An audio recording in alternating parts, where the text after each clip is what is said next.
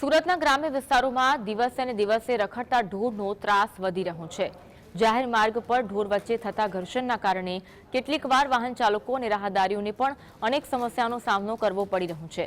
આવી ફરિયાદો ઓલપાડ પ્રાંત અધિકારીને ધ્યાને આવતા ઓલપાડ પ્રાંત અધિકારી પીએચ તલસાનિયા દ્વારા એક જાહેર સૂચના બહાર પાડવામાં આવી, જેમાં ઢોર માલિકોને દંડની જોગવાઈ અને સજાની જોગવાઈ બાબતે જણાવવામાં આવ્યું। ઢોર માલિક પોતાના ઢોર લઈ કોઈ ખાનગી માલિકના ખેતરમાં ઘૂસી જશે તો તેને અતિક્રમણ ગણવામાં આવશે। ઢોર માલિકે ખેતર માલિકને વળતર પણ ચૂકવવાનું રહેશે। એના તરફ ઓલપાડ તાલુકાના નાગરિકોનું ધ્યાન દોરતું આપણે એક જાહેર નોટિસ પ્રસિદ્ધ કરી છે, જેમાં કોઈ ખાનગી અથવા જાહેર મિલકતમાં કોઈ પશુપાલક પોતાના ઢોરને છૂટા મૂકી દે અને જેના કારણે ખાનગી અને જાહેર મિલકતોને નુકસાન થાય તો એમના વિરુદ્ધ ગુજરાત પંચાયત અધિનિયમની જે કલમ 183 છે એના વિરુદ્ધ પોલીસ કાયદેસરની કાર્યવાહી કરશે। એ બાબતની જાહેર નોટિસ પ્રસિદ્ધ કરવા